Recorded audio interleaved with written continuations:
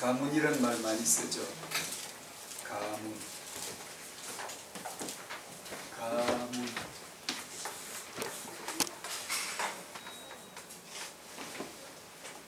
그래서 세상에서 아주 좋은, 쓰기를 아주 좋아하는 것 중에 하나가 명문가문.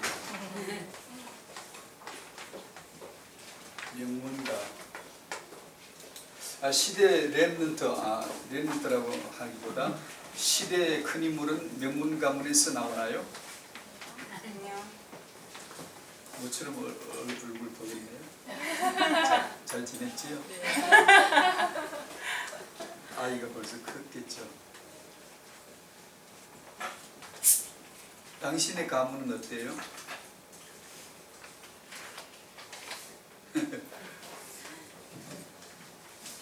제게 만약에 가문을 물어본다면 별로 할 말이 없네요. 내세울 만한 영적인 좋은 배경이 될 만한 가문의 이야기는 별로 할 게 없네요. 어떤 분들은 우리 정조회 때부터 목사님이셨어요. 이런 분도 계세요. 그 앞에 가면 기가 좋죠. 어떻게 그렇게 됐을까 세상에. 예전에 제가 10년도 지났습니다만은 태영아, 제게는 태영아 사역의 초기였겠죠. 기초 다진다고 배운다고 학습해야 되니까 그때 많은 책을 읽었는데 그 중에 가문에 대해서도 나름 연구를 해봤어요. 지금도 제 컴퓨터에는 그 자료가 있는데 제가 이 메시지를 준비하면서 한 번은 열어봤어요. 예전에 했던 거. 이제 이 양반은 부모가 누구며 조상이 누굴까? 석가 어머니 마야서부터 해가지고 공자, 맹자, 문왕의 어머니 태임, 그 가문, 우리 한국의 퇴계 이황 어머니와 가문, 율곡 이의 어머니와 가문, 신사임 등 유명한 얘기가 있잖아요. 그 예를 들면 그런 고대에서부터 국내외를 망라해서 현대에 알려졌다는 인물들은 나름대로 다 한번 찾아봤어요. 아이고 쓰잘데기 없는 짓을 그렇게 오래 했어요. 그때는 나름 굉장히 의미를 두고 공부를 해야 되니까 한참 자료를 정리를 하고 지금도 고스란히 있지요. 그리고 제가 제 초창기에는 그런 이야기도 들어 공부를 했으니까 써먹어야죠. 자료들이 간혹가다 이렇게 써먹기도 했지만 요 근래 들어서는 이제 거의 안 쓰죠. 구태여 그렇지도 않지만 구태여 성경적 표현을 빌린다면 바울처럼 배설물처럼 던져버린 것이죠. 나름 많은 시간을 들이고 노력을 해서 공부를 한 것이 과연 헛될까? 그렇게는 여기지 않아요. 제 마음에 정리된 게 있거든요. 그리고 나서 버릴 때 버리더라도 정리된 게 있는 게 중요하다라고 생각해요. 그런 면에서는 중요했죠. 지금은 거의 이제는 그런 쪽으로는 연구를 잘 하지는 않습니다만은 인물이 과연 명문 가문의 배경에서 나오는 게 맞을까? 맞는 것 같아요. 그런 사례들이 꽤 많아요. 또 그리고 반대로 그러면 좋은 영적이든 문화적이든 지식적이든 어떤 좋은 가문의 배경의 혜택을 입을 수 없는 사람은 불량할 수밖에 없는가? 인물이 될 가능성은 정말 없는가? 어쩌면 그럴 것 같아요. 그 가문에 같은 경우는 그 조상이 술주정뱅인데 그 후손들이 정말 제대로 된 인간이 나온 게 없어요. 그걸 보면 야 가문이 중요하단 말이 진짜 맞나 보다. 또 어떤 인물들 보면 야 가문이 좋은 가문에서 좋은 인물이 나오는 걸 보면 야 어쩔 수 없나 보다. 금수저는 금수저인가 보다. 흙수저는 어떻게 금수저 될 가능성은 정말 없나 보다 라는 것이 어쩐 면에서 속설 같지만 진실처럼 진리처럼 믿어지려고 할 때가 없잖아. 사례들이 있어요. 그리고 또 반대로 꼭 좋은 가문에서 좋은 인물이 났던가? 그렇지 않아요. 그렇지 않아요. 형편없는 사람도 많아요. 꼭 좋은 배경이 없는 가문에서는 훌륭한 인물이 나올 수 없는가? 아니에요. 그렇지 않아요. 나온 사람들이 굉장히 많아요. 그래서 무슨 말을 하려고 하는 거죠? 이것도 저것도 아닌 거예요. 오늘은 레위 가문의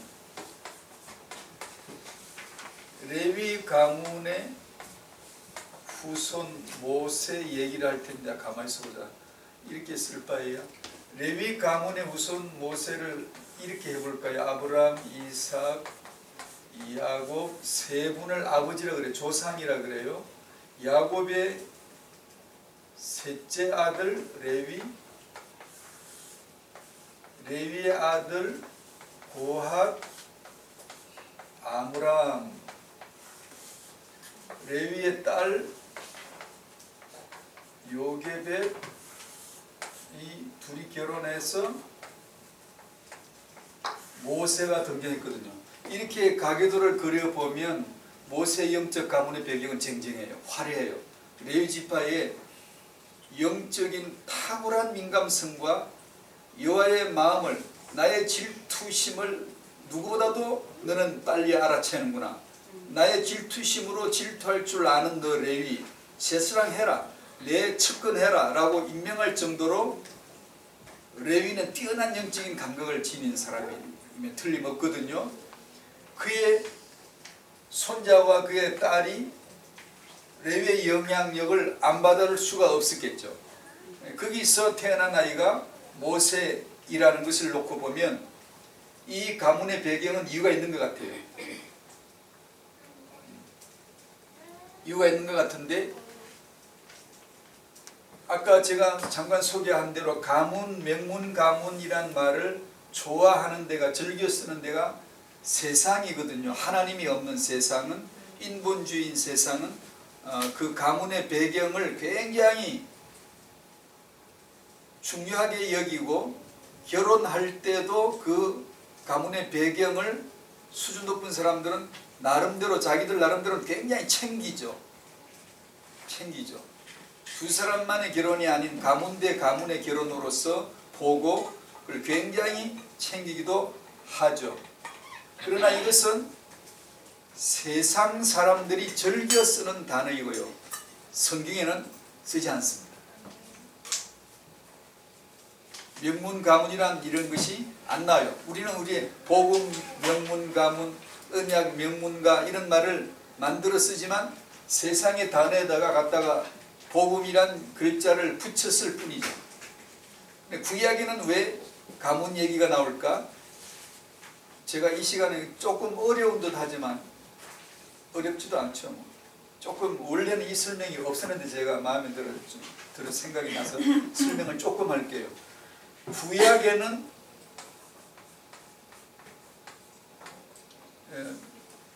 가문이 나오죠.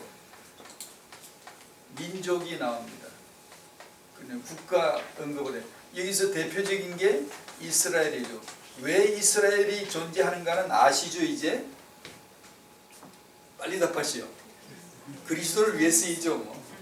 그리스도를 위하여, 그리스도에 의해서, 그리스도를 위하여 그러고 그냥 만든 거예요. 링컨은 어디서 그 말을 거꾸로 뒤집어 써가지고 세상에서는 명연설로 칭송받았고 성경적으로는 인본주의의 대표 연설이 그게. 링컨의 어머니와 그 가문 얘기를 하면 믿음의 영향력을 받은 게 틀림없죠. 요즘 여러분이 알고 계신 주는 그리스도시오라고 하는 그 원색 복음의 믿음과는 상당히 거리가 있습니다. 록펠러도 그렇고 링컨도 그렇고 그거 알고 나면 글쎄 기독교 예화로서 인용하기가 별로 내키지 않는 사람들이에요. 그냥 그저 두루뭉실하게 말하면 기독교인이에요. 게다가 록펠러는 돈 많은 부자였으니 링컨은 대통령까지 했으니 뭔가 할 말이 있겠죠만. 그래서 구약에서는 이스라엘이 등장을 하고 이스라엘을 중심으로 이 가문 얘기가 줄곧 나옵니다. 오늘도 그 얘기를 할 거예요. 모세 얘기를 할 거예요. 어디까지나 이것은 구약 얘기예요. 예수 그리스도가 육신으로 오실 때까지의 하나님의 얘기예요. 예수님이 오시고 나셔서 그때 이후를, 십자가 이후를 신약이라 그러죠. 신약은 민족 안 나와요. 국가가 안 나와요. 뭐가 나오죠? 교회가 나와요. 로마에 있는 교회, 에베소에 있는 교회, 서울에 있는 참사랑 교회가 나오죠. 교회가 뭐죠? 구약식으로 표현하자면 하나님의 가문이에요. 그러면 이 신약의 하나님의 가족 가문은 어떻게 되죠? 가문적 배경, 민족적 배경이 아니라 그리스도로 말미암아 아버지 하나님과 이 죄인 사이에 개인적으로 1:1로 성령으로 태어나면 그 집안에 태어나는 건데, 태어나는 게 예수 믿고 성령으로 거듭나는 것이죠. 태어나면 하나님의 가족으로 들어가는 거예요. 교회가 되는 거예요.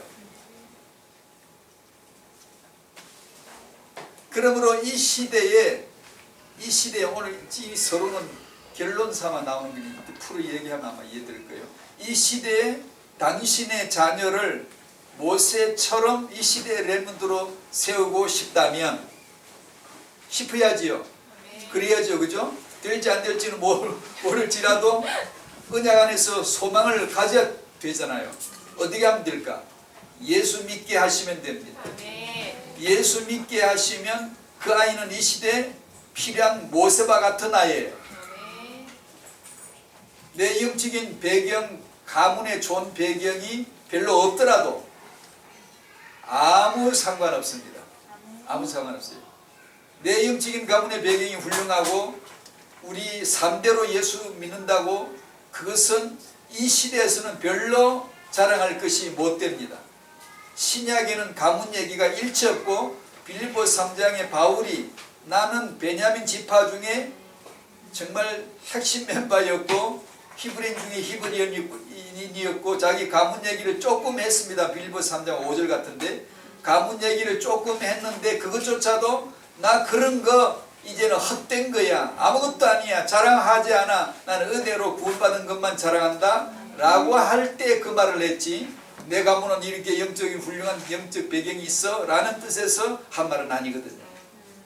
그러니까 신약에는 구약하고는 거리가 멉니다. 내 가문의 조상이 누구였든지 감사하십시오. 그냥. 우리 아버지 어머니는 믿음의 좋은 배경이 되어준 적이 없는데 상관없습니다. 감사하십시오. 감사하면 돼요. 다른 아무 이유가 없습니다. 이제는 내가 예수가 그리스도이신 복음을 내가 결론 내지 못하면 그 사람은 하나님의 가족이 될 수가 없어요. 서론을 이렇게 해놓고 출애굽기 2장을 펴십시다. 오늘 모세 얘기를 하고, 모세 얘기는 이렇게 첫 번째는 역사 배경 얘기를 하고 그 다음에 하나님의 시작 결혼으로 해서 그 결혼을 통하여 후대 모세가 등장하고 오늘 우리에게는 후대 렘넌트가 되는 이 얘기를 쭉 전개할게요. 역사를 이야기해서 여러분이 아시듯이 1장 마지막 절부터 읽으시는 게 좋겠지요. 왜 결혼이 있었지? 결혼의 배경, 웨딩 마치가 울리는 그 역사의 현장이 그 휘장을 쳐놓은 게 아주 역사의 휘장이 새카맣고 아주 암울하고 음악으로 말하면 깔린 음악, 장송곡 같은 이스라엘의 아이들이 태어나는 그날 적시로 죽임을 당하는 아주 슬픈 이야기입니다. 우리 민족은 희망이 다 사라져 버렸어. 어떻게 될까? 우리는 이제 어떻게 살지 통곡할 때 갑자기 결혼식장이 등장하고 희망찬 웨딩마치가 울려 퍼지면서 하나님의 아무도 상상치 못했던 새로운 역사가 펼쳐지기 시작하는 얘기예요. 그걸 이해하기 위해서 1장 전체의 결론 기억으로 마지막 절만 읽고 연결고리를 끼워놓고 2장으로 1절에서 10절까지 한번 읽어 보시도록 하죠. 시작. 그러므로 바로가 그의 모든 백성에게 명령하여 이르되 아들이 태어나거든 너희는 그를 나일강에 던지고 딸이 거든 살려두라 하였더라. 레위 가족 중 한 사람이 가서 레위 여자에게 장가들어 그 여자가 임신하여 아들을 낳으니 그가 잘생긴 것을 보고 색깔만한 그를 숨겼으나 더 숨길 수 없게 되매 그를 위하여 갈대 상자를 가져다가 역청과 나무진을 칠하고 아기를 거기다가 나일강과 갈대 사이에 두고 그의 누이가 어떻게 되는지를 알려고 멀리 섰더니 바로의 딸이 목욕하러 나일강으로 내려오고 신하들은 나일강 딸을 거닐 때에 그가 갈대 사이에 상자를 보고 신하를 보내어 가져다가 열고 그 아기를 보니 아기가 우는지라 그가 그를 불쌍히 여겨 이르되 이는 히브리 사람의 아기로다. 그의 누이가 바로의 딸에게 이르되 내가 가서 당신을 위하여 히브리 여인 중에서 누구를 불러다가 이 아기에게 젖을 먹이게 하리까.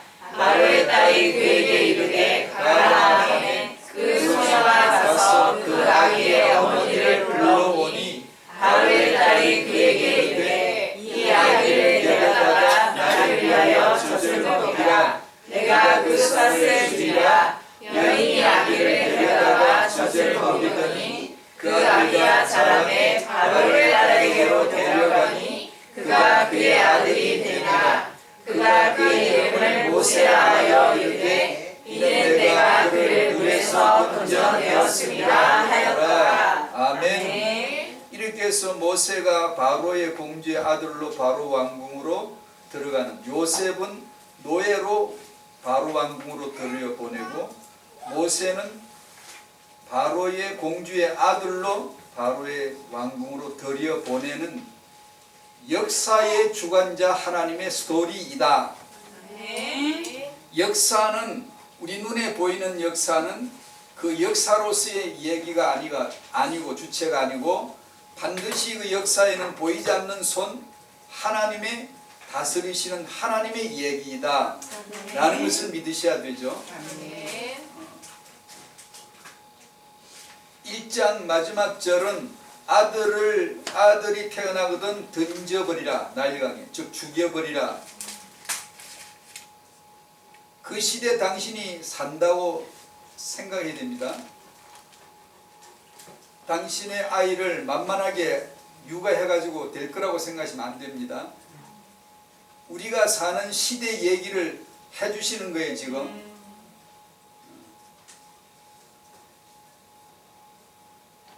아들이 태어나거든 죽을 수밖에 없는 그 운명적인 역사의 배경에서 2장 1절 2절 가니까 아들이 하나 태어나잖아요.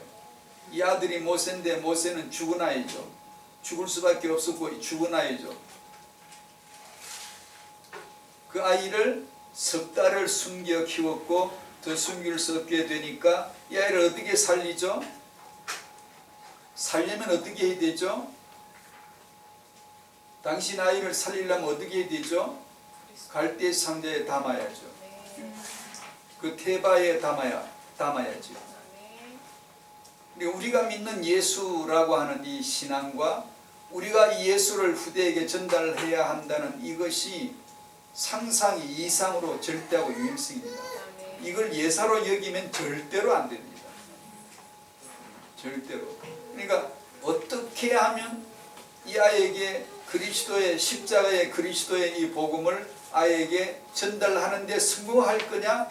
온통 거기에 마음을 쏟을 수 있어야지.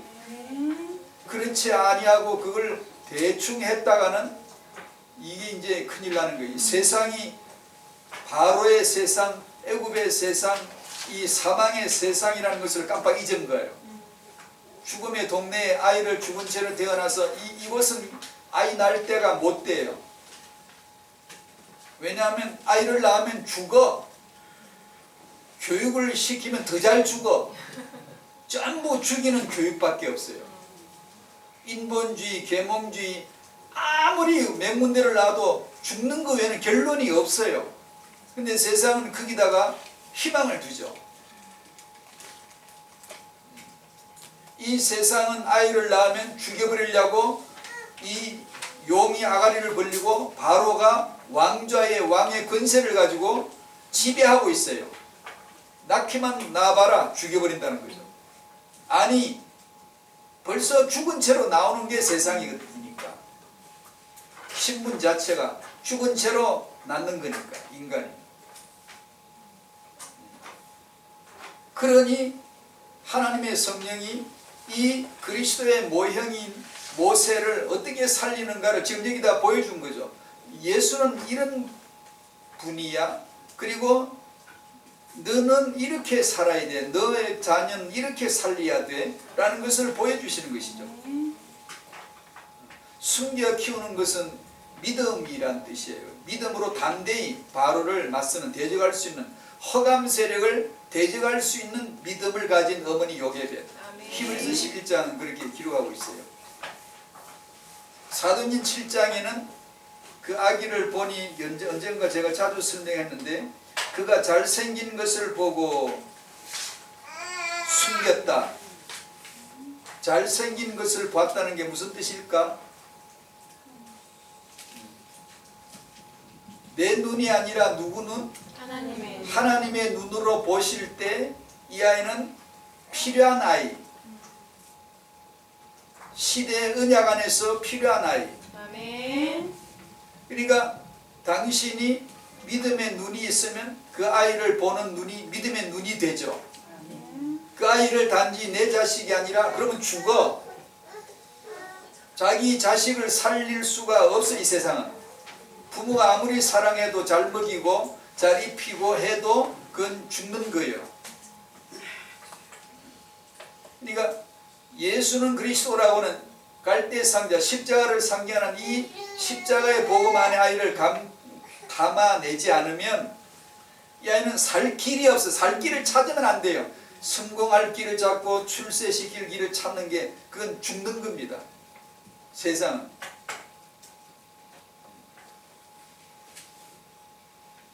그리고 이 아기를 바로의 왕궁으로 진입을 시키죠. 그래서 여기서 역사의 배경을 설명했고 역사의 암울한 역사적 시대적 배경을 해결하시는 하나님의 출발이 스타트가 뭐냐면 레위 가족 중 한 남자가 가서 여자에게 장가들어 2절에 임신 출산해서 석 달을 숨겨 키우는 얘기로 시작합니다. 이건 이제 청년들에게 굉장히 필요한 메시지인데 여기는 이제 청년들이 대상이 아니라서 그렇지만 청년들에게 알려줄 것이 바로 이 세상이 어떤 세상이며 그런 세상에서 왜 결혼하는가에 대한 하나님의 이유를 계속 설명해 줘야 되죠. 결혼 준비가 뭐죠? 이걸 알게 하는 거예요.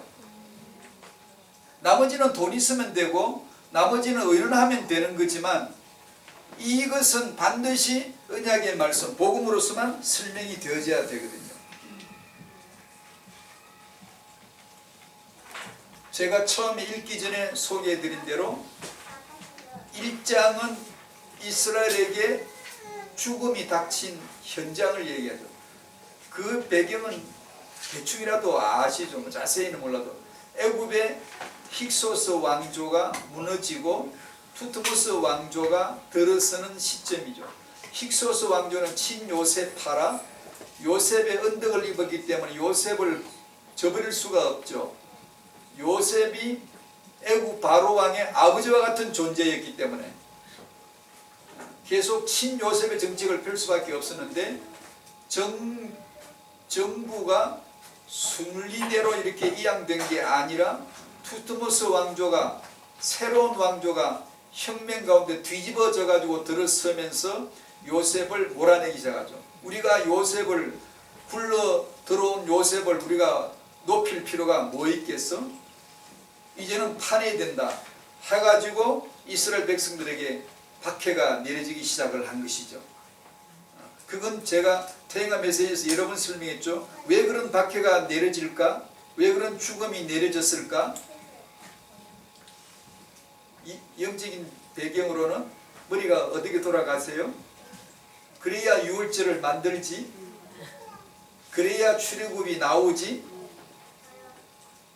지난번에 제가 물어봤었지요. 여기서도 이스라엘 백성이 애굽에 왜 들어갔게? 나오려고 들어갔지. 나오기로 되어 있으니까 성경을 응하게 해야 될 거 아니에요? 성경대로 출애굽하려면 들어가야 출애굽하지. 그래 나가자니까 이스라엘 백성에게 박해가 쏟아져 내리는 것이지. 똑같습니다. 교회 역사도 그렇고 당신 개인의 역사도 그래요. 혹시 지금 어떤 사람이 어려움이 쏟아지고 있으면 그걸 문제 해결을 기도하시기보다 하나님의 뜻을 물으셔야 돼요. 하나님의 메시지로 들려지도록 해달라고 그걸 발견하셔야 돼요. 어린 아이는 문제를 해결해 주지만 나이가 좀 들고 철이 들만해서 하나님이 이놈은 이제 가르쳐야 되겠다 싶을 때는 어릴 때는 가르치지 않아요. 요람으로 흔들러 으르르 하면 돼. 그냥 모든 문제 해결해 주죠. 울면 쫓아오죠. 배고프면 먹여주죠. 가만히 있으면 옷 입혀주죠. 모든 문제 해결해요. 예수는 그리스도 모든 문제 해결. 그러다가 나이가 조금 먹고 철이 들만하면 운다고 와서 밥 먹이 주나? 젖 먹여 주나? 나이가 다 컸는데 와서 옷 입혀 주나? 안 그러죠. 오히려 영적으로 훈련시킬만 하면 문제를 해결해 주는 게 아니라 문제를 던져주죠. 그리고 그 문제를 어떻게 보나, 문제를 어떻게 해석내리나, 문제가 있을 적에 쟤는 나를 대하는 태도가 어떻게 될까? 그걸 하나님은 유심히 보시는 것이죠. 어린 아기일 때는 모든 문제를 해결해 주시지만 나이가 들면 문제를 해결해 주지 않습니다. 여러분이 기도할 때 응답이 척척 오던가요? 잘 안 옵니다. 안 주세요. 영 내 말 안 듣습니다. 하나님은 내 말을 안 듣습니다.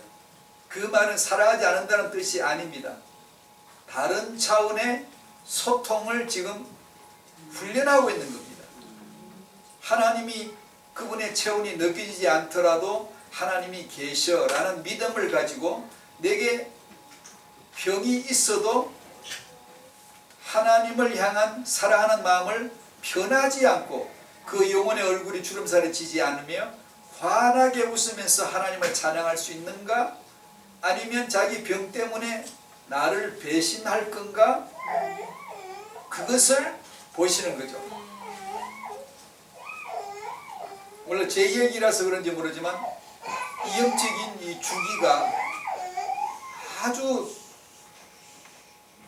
하나님의 방법이라는 걸 제가 너무나 많이 봤거든요. 저는 처음에는 기도도 안 했는데 병을 낫게 해주셨어요. 그냥 나았어요. 하나님 만났는데 그분의 은혜로 치유가 돼요. 그런데 세월이 많이 지난 다음에는 어떤 문제가 생겼을 적에 기도하면 안 들어주세요. 그러면서 하나님과의 지속적인 교통을 어떻게 이루는가에 대해서 계속 연단시켜 주세요. 문제를 해결해 주지 않고 문제를 보는 지혜를 주세요. 지혜를. 그러면 그 문제를 통해서 믿음이 훨씬 더 확장이 돼요. 어렸을 적에는 제 아버지가 저를 치기에 치고 다녔죠. 저는 모든 문제 해결이죠. 어리니까. 나이가 들면 제가 아버지 지게를 이리 주세요. 제가 지죠 이제는. 그리스도의 남은 고난을 바울은 자기 몸으로 졌지요. 바울이 처음에 군화를 적에 너무 좋았겠지만 종으로서 세움을 받았을 적에는 날마다 십자가를 져야 됐고 날마다 죽어야 됐고 날마다 그리스도와 똑같은 고난을 당하는 그리스도인이 됐죠. 똑같이 해요. 우리도 똑같아요. 당신의 삶에서 어떤 어려움이 지금 있을 거예요.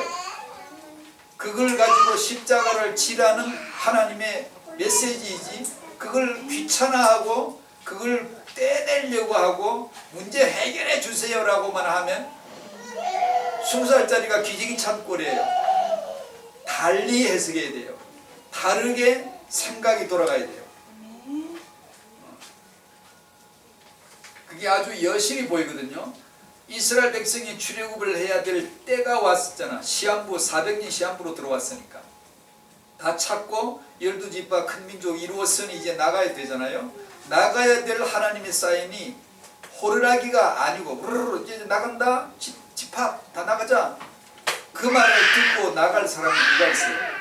400년 동안 하나님 믿고 살았는데 몰라요. 몰라. 고난이 닥칠 때 인간은 가장 하나님을 가까이 찾게 되어 있어요. 부러지져서 기도하게 되어지고 그때에 하나님이 그 기도의 응답을 하시는 것처럼 보이면서 자기 계획대로 모세의 아들을 하나 탁 주시는데 이스라엘 출애굽을 위한 하나님의 준비죠.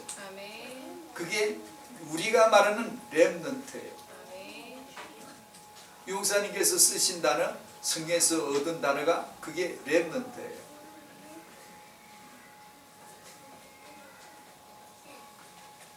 이 이스라엘의 암울한 시대적 배경에서의 해결의 첫 출발이 결혼이었다라는 거죠. 거기서 후대 모세가 등장했다. 모세는 레위 가문의 아므람 요게베스 아들이고 바로 의 공주의 아들이 되고 차기 바로가 될 수 있는 서열에 올라가는 두 사람이 있었어요. 그건 그 얘기는 뭐 지금은 다 할 수는 없고 바로의 공주의 아들로서 다음 바로가 될 수 있는 서열에 모세가 올라갔고 또 다른 시의 계통을 통해서 또 한 사람이 있어 둘과의 권력 싸움에서 어느 날 모세가 밀려나가서 미디안으로 도피하게 되어지고 40년 후에 하나님이 불러들이시는 것.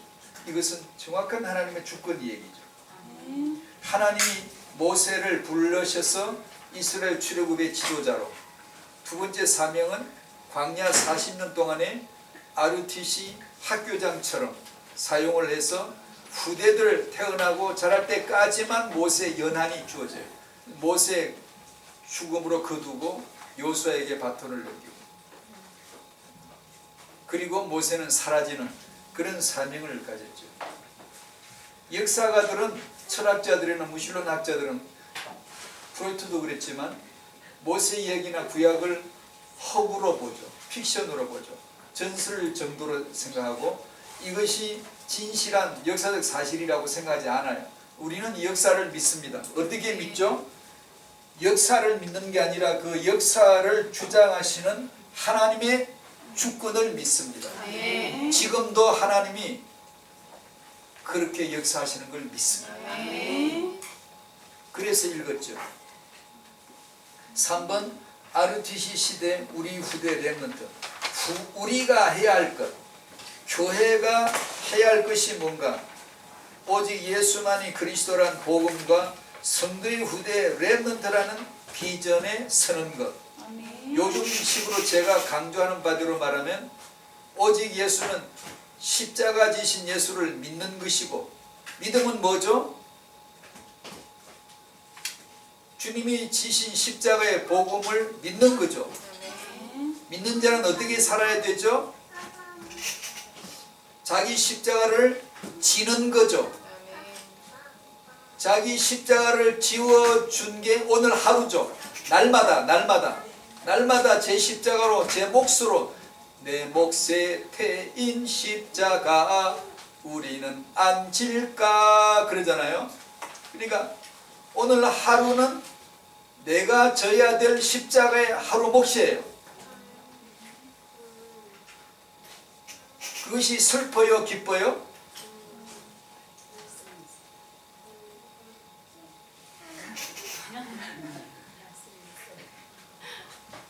십자가를 통해서 드러나는 것은 당신의 악한 모습, 첫째 아담의 그 성질을 그대로 가지고 있는 내 모습, 뱀의 생각과 동일한 생각을 여전히 품고 있는 내 모습, 그것을 드러내는 거예요. 드러내는 거예요. 그러면 복음을 모르는 사람은 부끄럽죠. 빨리 숨겨버리죠. 화장을 빨리 해버리죠. 변장을 해버리죠. 안 그런 척. 그러나 자기 십자가를 지라고 하신 주님의 뜻을 알아들은 사람은 빨리 나왔을 적에 인정하죠. 그것은 맞습니다. 제가 그랬습니다. 제가 죄인입니다. 제가 아담입니다.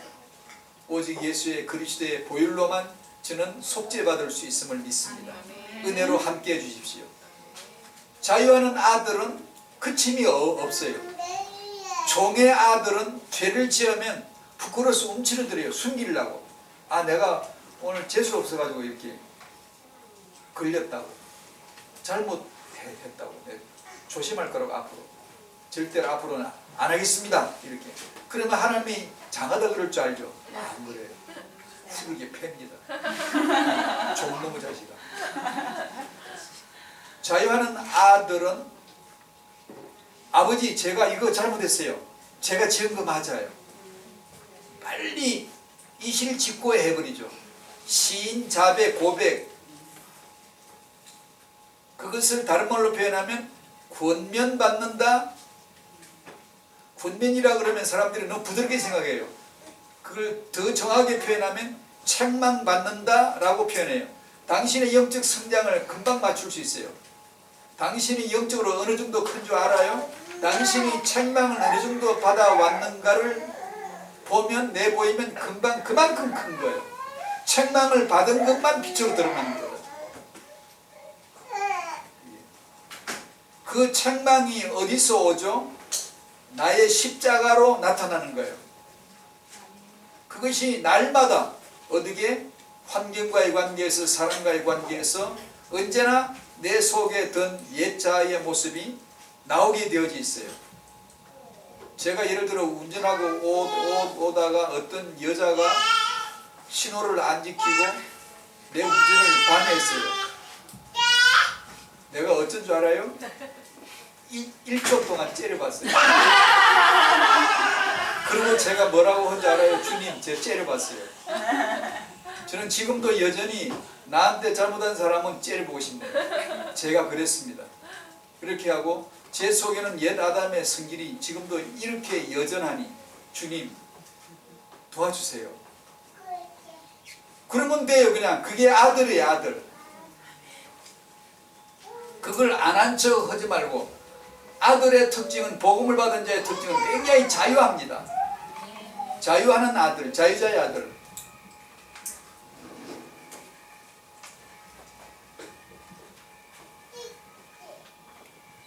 십자가, 주님의 십자가를 믿고 나의 십자가로 사는 법을 배워가야 된다.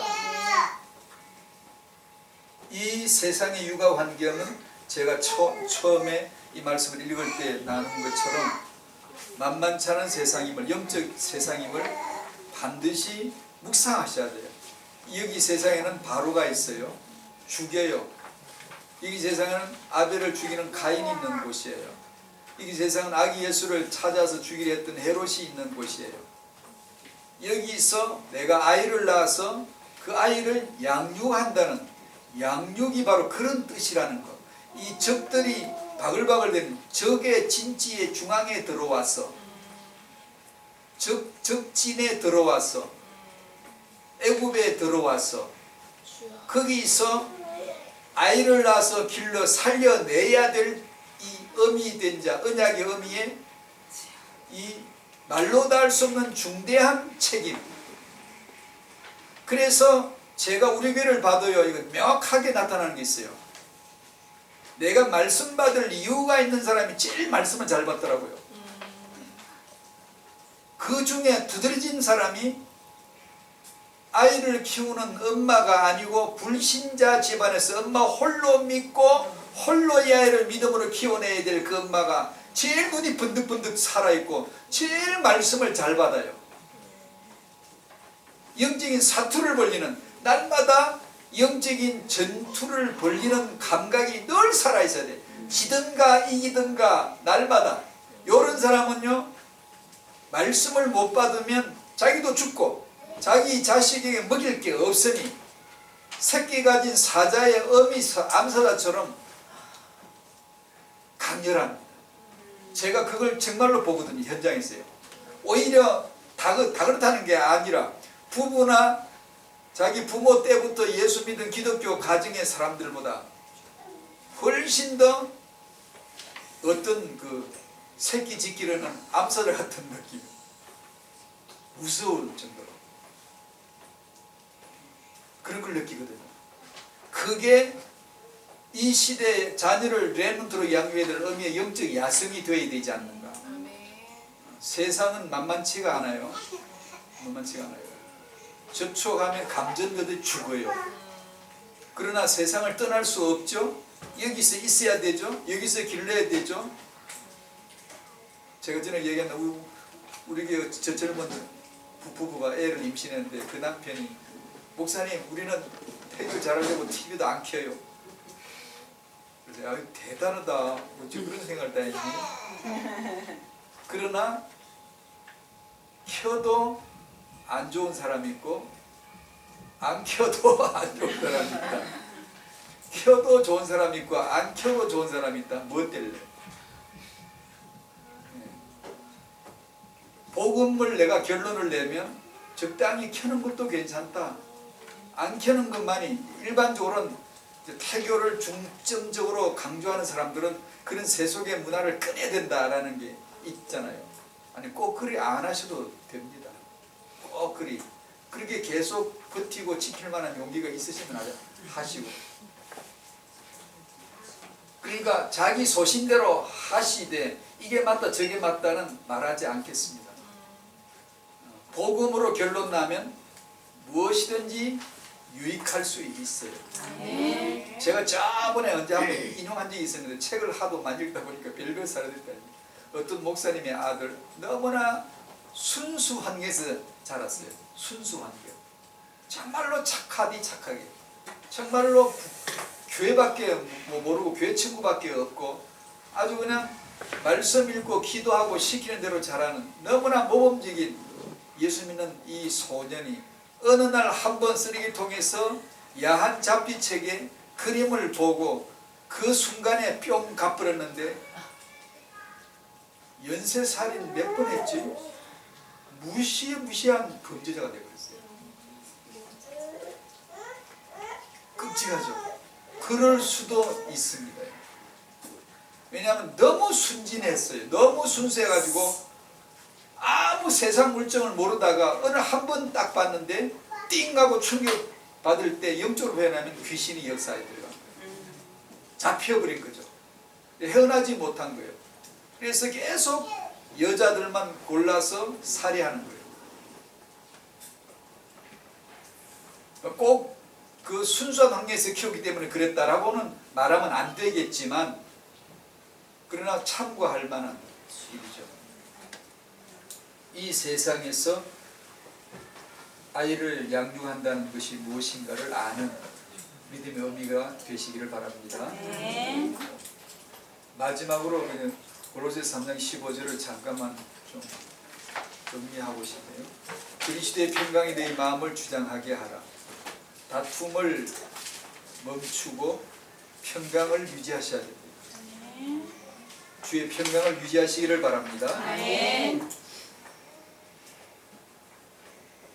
다툼은 내가 신이라는 뜻이고 내 안에 아담의 마음이 들었던 죄 때문에 그렇잖아요. 죄 때문에 그렇잖아요. 변명하고 책임을 전가하고 죄 때문에 내가 스트레스 받아요 하는 거죠. 그것은 결코 내가 중심이 되었다라고 하는, 내가 신의 역할을 하고 있다는 것을 보여주는 것이죠. 내 속에 마귀 역사가 있다는 것. 그때마다 우리는 항상 숨기려 하지 말고, 제가 작은 본을 보였습니다. 아까 주님 제가 일주일 동안 째려봤어요. 잠깐 째려봤어요. 그랬던 것처럼 자신의 허물과 죄를 하나님 앞에 토해버려야 됩니다. 빨리. 그리고 예수로만 덮어주십시오. 그러면 나는 죄인 맞습니다, 예수는 그리스도 맞습니다가 동시에 이루어져 버려요. 내가 바리새인처럼 나는 죄를 안 지었어, 죄를 안 지을 거야, 나는 거룩해, 나는 의의 운동을 하는 사람이야, 욕을 하나님이 좋아할 줄 알고 바리새인들은 아주 무서울 정도로 착각을 한 거예요. 그러시면 안 돼요. 그리고 그 다툼을 어떻게 해결하느냐를 제가 지금 설명드리는 거예요. 자기 십자가를 어떻게 지는가를 설명해 주는 거예요. 지금 그걸 빨리 주님 앞에 고백하는 거예요. 주님 저 화냈어요, 빨리 하세요. 안 그러면 그 화낸 것이 마음에 뿌리가 내려져서 마귀가 거기다 못질을 해요. 망치질을 해버려요. 그래서 그것이 아주 각인되어져 버려요. 뿌리가 내려져 버려요. 그래서 그런 것이 나올 때마다 이상하다, 내게서 왜 이런 게 나오지 그러지 말고, 맞습니다, 제게는 이게 있습니다, 있었네요 하고 주님 앞에 빨리 자백을 하고 시인을 하고,